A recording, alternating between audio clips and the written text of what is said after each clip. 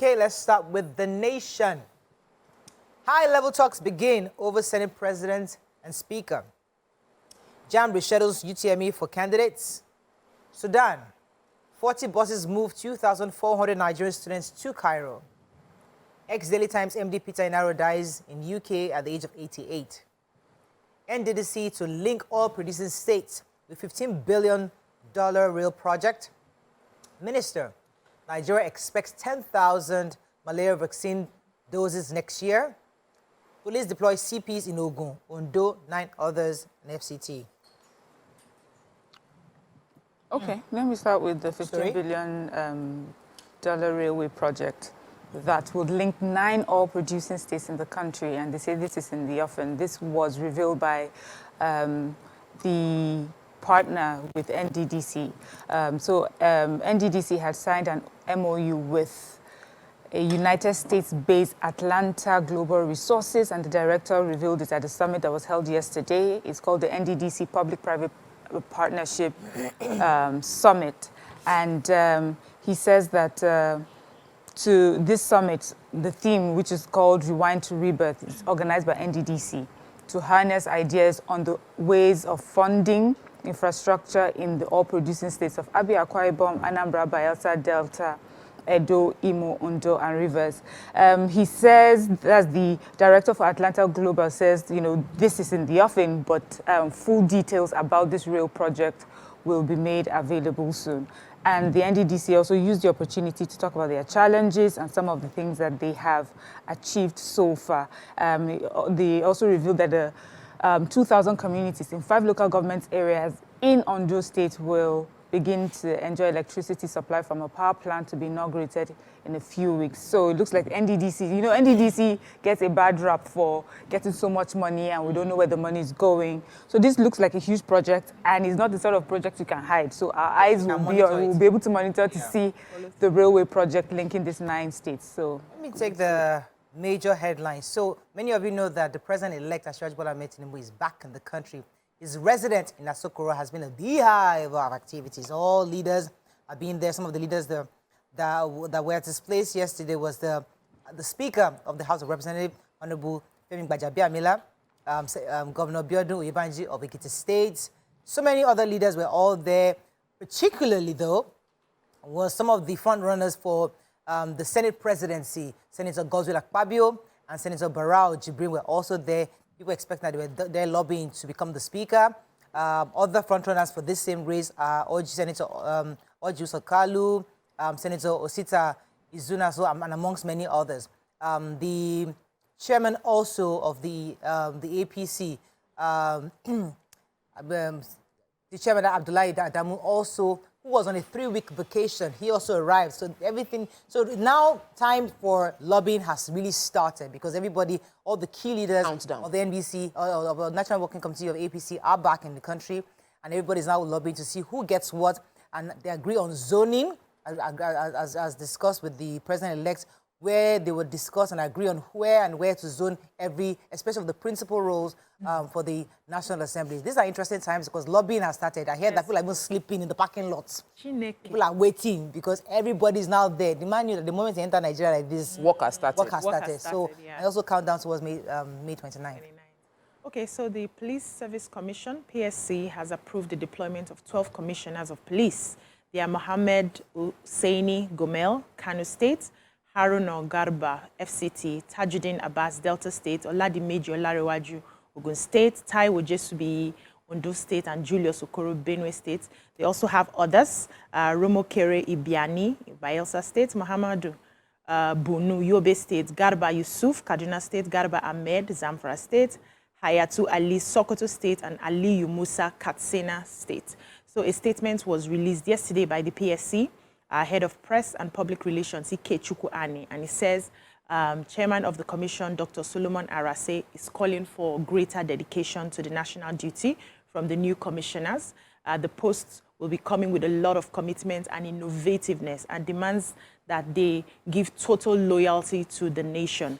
It also says that this is a national transition period. The new commissioners must brace up for challenges in the course of their duties. They should quickly settle down to duty and tackle the security challenges in their states of posting, also saying that the commission will always be there to support them. So congratulations to all of those commissioners. Yeah. Moving on now. I We have a story? Yes. Oh, go ahead, Perry.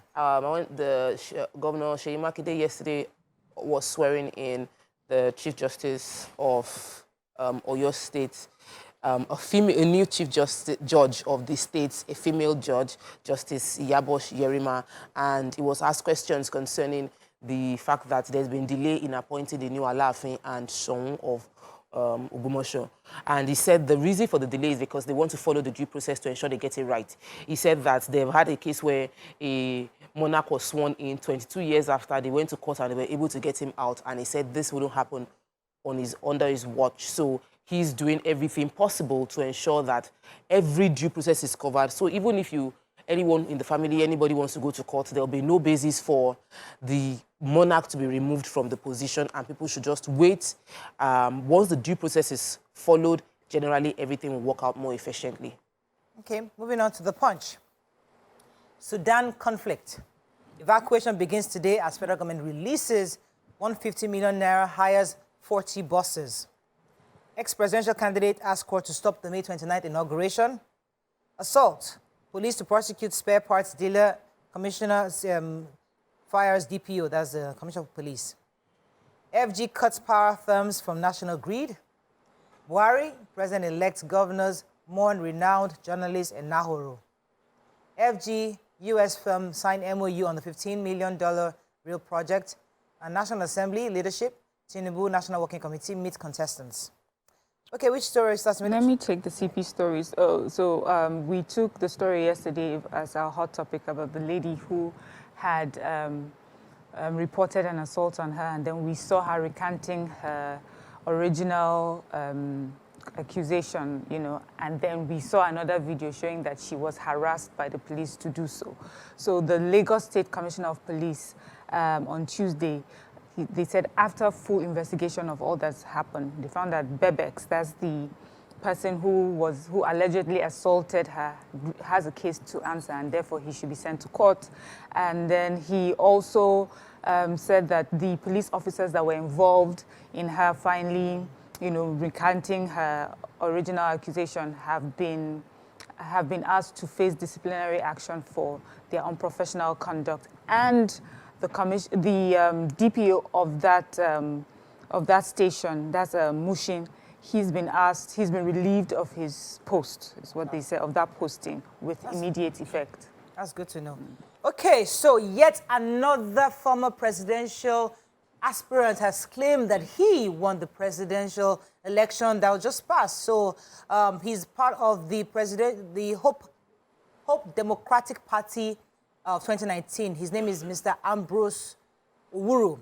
He's asking the court to stop Asiwaju Bola Tinubu's inauguration because he actually won the presidency. He said that he ought to be the president in office now instead of the president. According to him, he wants the court to make an order placing on notice that any form of inauguration organized by Buhari on May 29th remains and is viewed as an interim placeholder administration arranged pending the hearing and determination of the substantive appeal on the constitutional interpretation thereof. So he is saying that he took Buhari to court when Buhari was running for office, and that because the case is yet to be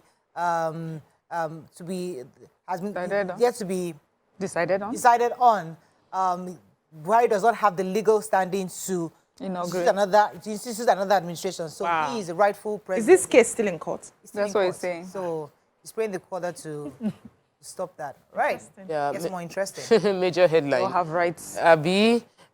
So the Sudan conflict, this is follow-up from the conversation we had with Mrs. Abikadabiri Erewa yesterday. She was given a report that they have already paid 150 million naira to an undisclosed transport company to provide 40 buses to move about 5,500, including students that are Nigerians, from Sudan into Cairo.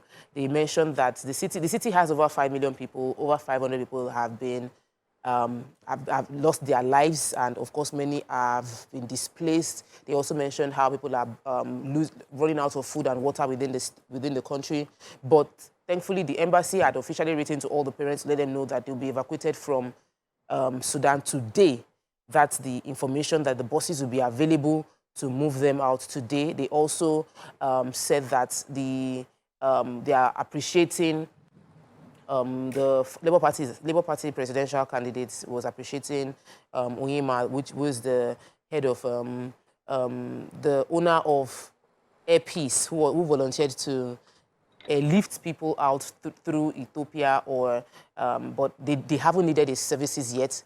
However, one thing is good. What good news is that all the parents are aware of the process of evacuating their students from Sudan, and money has already been disbursed, because yesterday on the show, she was like, she didn't know anything about the money part, but now she's given more information that she's aware that money has been disbursed to the transport company to ensure that Nigerians can safely move away from Sudan. At least we know Yama is on standby to help, so we need all the help we can get, so we'll see how that goes.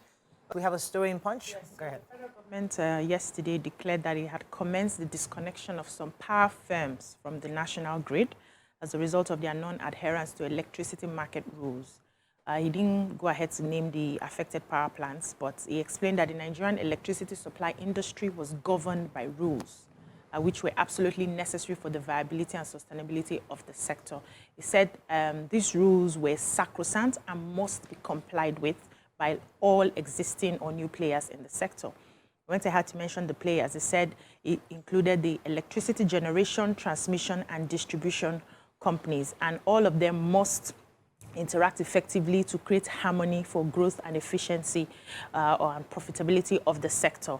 The rules must be obeyed and upheld according to the government. So he said there's this market indiscipline that is bedeviling all of the sector, and that is, causing a lot of issues in the scalability of the market. And so there are rules that must be obeyed, or sanctions will be given.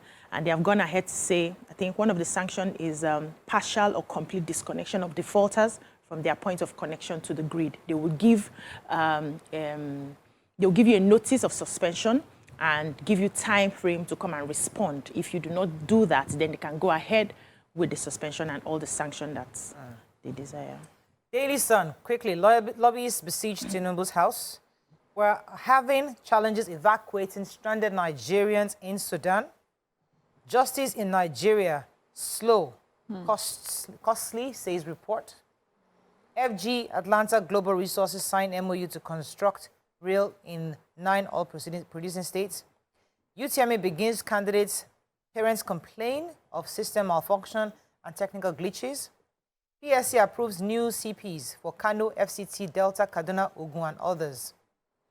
Headsmen kill LP chairman in Benue. Police rescue 2 kidnapped victims in Delta. And ex-minister Fani Kayode backs Kalu for Senate President Musa as deputy. Okay, which story starts in Daily Sun? I'll take the sad story of the Labour Party chairperson for Eduku local council ward in Upper local government area, Mr. Nathaniel Ochoche. If you remember, I took a story yesterday about 4 mourners in Benue State that were ambushed and killed by headsmen. And unfortunately, he was one of those, of the 4 people. The publicity secretary of the party has confirmed that he was murdered on Friday, and he said his death comes as a rude shock. They said he was a consummate party man who worked assiduously hard for the growth of his community, constituency, and country, both in words and works. And, the party is also asking that, the federal government, the state government, and all other stakeholders should rise up to the occasion of protecting lives and properties of people that, they've just had enough of this militia just coming in and taking lives and destroying properties and getting away with it. He's so rest in peace. Yeah. So still talking about the Senate presidency, the former Minister of Aviation and the chieftain of the APC, Mr. Femi Fani Kayode, has thrown his weight behind the current chief whip of the Senate, Senator Orji Uzor Kalu, as the Senate presidency. He was saying that he believes the Nigerian Senate will benefit from their hands as him and Senator Sani Musa as his deputy.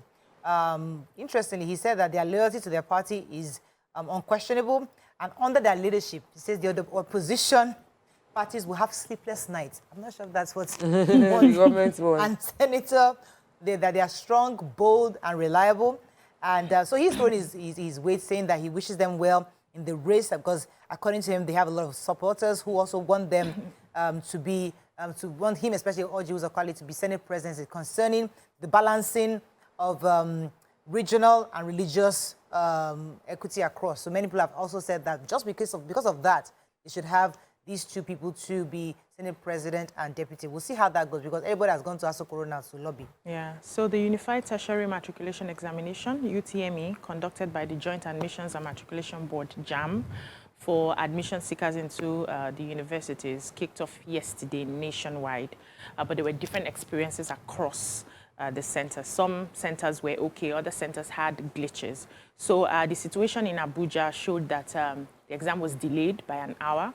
But when they asked the question if it was a technical glitch that caused the delay, they said no, they were waiting to receive a go-ahead from JAMB so that they can do the examinations, while waiting for other centers as well to be ready.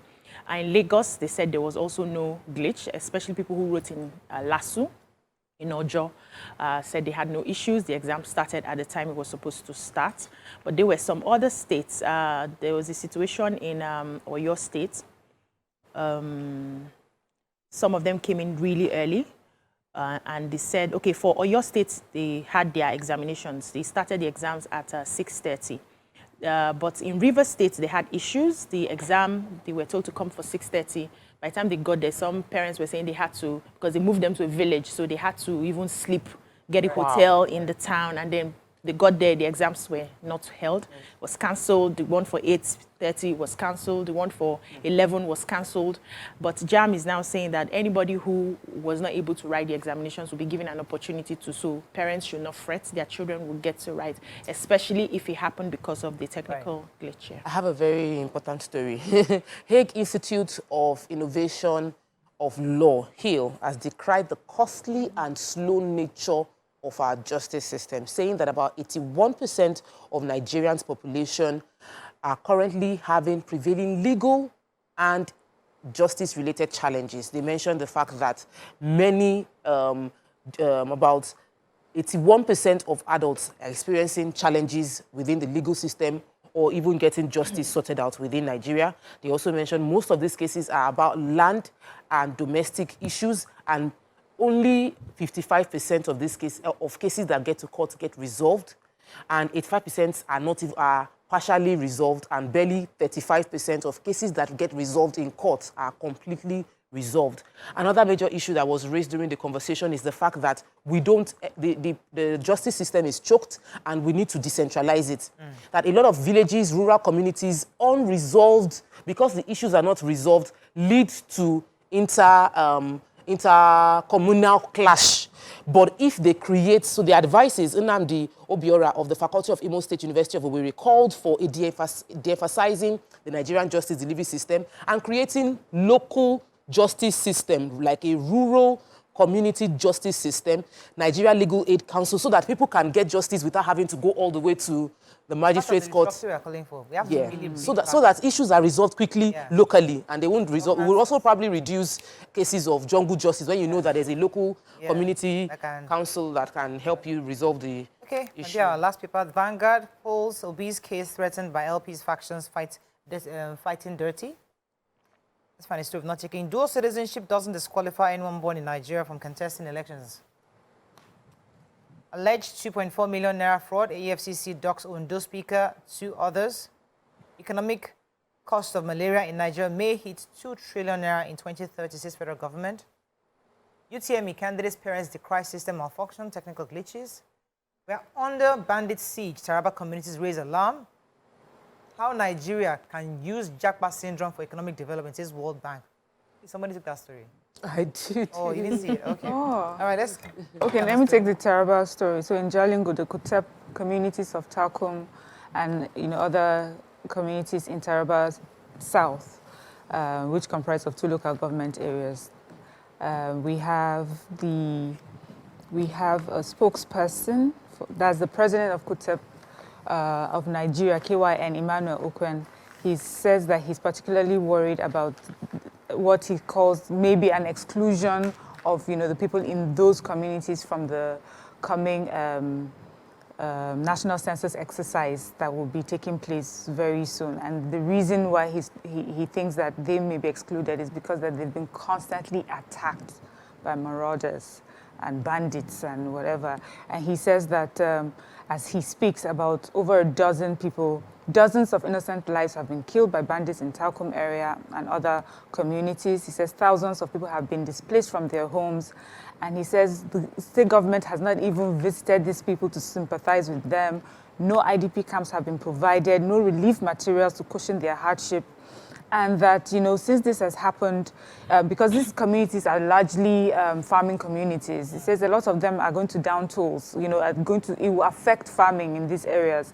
And also he says for over a year now, many kids haven't been to school because of, you know, these constant attacks. And now there's going to be a census coming up, and they feel that, you know, they will be, they will not be counted because of insecurity. So it's just calling on the governor. Says he has a few months left, or a month left. He should try and do all that he can in this 1 month to bring about protection for his people. Hey, so for those people who are still trying to find a way to discredit the president-elect, remember they were saying that he has dual citizenship. So the former Attorney General of the Federation, Minister of Justice, that's Michael Awundwaka, has said specifically that dual citizenship does not disqualify anyone who is a Nigerian by birth from contesting elections. According to them, the only time it stops you is when it's through naturalization or registration.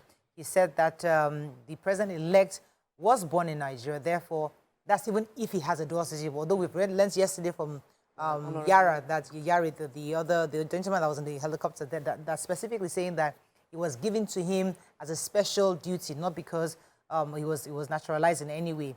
But he has said very clearly that dual citizenship doesn't stop you from running for office. So, nice try. Let me take the Japa story. So the World Bank Senior Managing Director, Axel van Trostenberg, has said that migration can be a very powerful tool for prosperity and development, and it needs to be managed properly. He mentioned a few strategies that can help Nigeria benefit. He said Nigeria should take ownership of matching. The origin country should actively be involved in the migration process. They should make it easy for people to migrate and create a platform that reduces the cost of repatriating funds into the origin country. They said they should also facilitate a knowledge transfer so that even though there might seem like there won't be active brain drain, if people that go are adding value via knowledge transfer to those in the country. He said they should also work with destination countries where they are going into so as to increase the profile of the relationship. And I realized that when I went to Qatar that some countries in Qatar, the countries manage their talents that are residing in Qatar and ensure they get better pay. And so the money goes into the country as opposed to just being staying within Qatar. And Nigeria can do more to benefit from the fact that we are... They didn't mention my idea of bringing them back, attracting them back. Yeah, that's the lack of knowledge transfer. When they settle there, I can teach. I can always keep teaching. No, we want you to come back. We want to why are you rushing an enabling environment for them to willingly come back. Let it's them not about take just their sharing time. knowledge. We are coming home to actually give Mariah, sharing knowledge is good too. not rushing now. Give them time to... You need to be physically There are back. people who are in their 60s who want to come back. Technology Yeah. is Come back fine. then. Share knowledge is more We that important. were You don't have to staying be here, physically back. the government has not done anything. We are still staying. We are patriots. No, you are saying they should do something special to attract them. We were there here. They don't attract us.